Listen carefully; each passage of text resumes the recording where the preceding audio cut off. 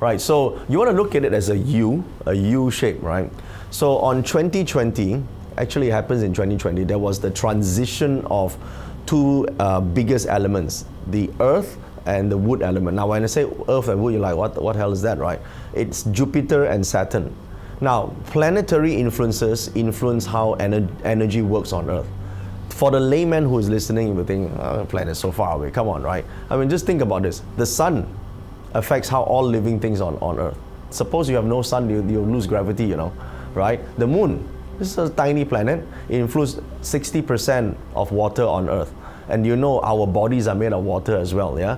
So that's why on every 1st and 15, when the water rises, the happy person becomes more happy. An emotional person becomes more emotional. A crazy person becomes more crazy. That's why they're called lunatics, you know? So if two planets like this can influence us, all the planets have some influence, okay? So this marks the change of a cycle, of a downward cycle.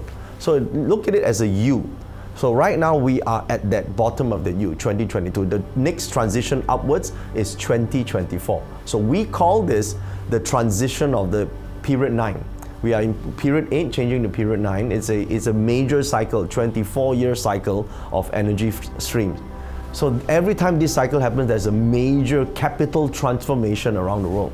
So this is happening right now. So we are at that bottom of that pivot right now, slowly trending upwards. The question is, how do we actually trend upwards, right? Because a lot of people are now used to going down, right? The contraction of the economy, right? Certain businesses already disappeared. There's a new way to do the old stuff, like events will be totally transformed and change, right? That's one thing, right? Even media has changed, social media has changed. Now there's a metaverse right now. So stuff has already changed. The question is, are we going to also follow the change?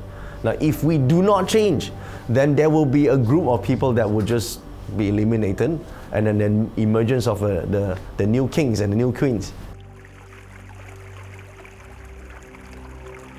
Oh, self-education is the most important thing. I think a lot of times people just rely on public education. And you look at those who actually succeed, right? Those who succeed, and it's been like this since the centuries, are those who educate themselves. Now, I'm not talking about you needing to go to school, but people who actually pick up a book, pick up a new skill set, pick up an important skill set that is important in this new era.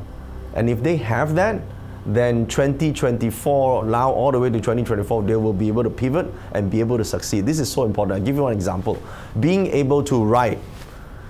Do you know, this is like a superpower these days. Not many people have the ability to even write well. They can't even write a decent letter, right? Now, first of all, they don't write letters anymore. When we were trained in the 80s, we were, those days in school, we actually had to write letters. So that's one. Being able to speak on camera. In front of a camera, a lot of people cannot do that. They cannot look at the camera and talk to an audience. This will be the new norm. Those days, CEOs need to lead the town hall meeting in person. These days, CEOs need to lead through Zoom, talk to hundreds of thousands of people through a camera. Imagine if you don't have that skill set, okay? If you don't have the skill set, you will not be able to lead, right? This is another skill set. And networking now is not just you randomly meeting friends, right? Because we could randomly meet friends online. But if you have a specific skill set to be able to increase your charisma, to be able to increase your ability to influence and lead, you will be able to master, dominate this new century.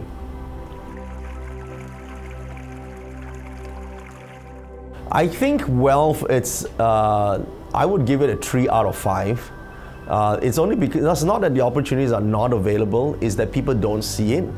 And that will be the theme of the year. A lot of people don't see it. It is not that the resources are not available. The resources are available and accessible if you could see them. Most people don't see that because they are expecting it to be given.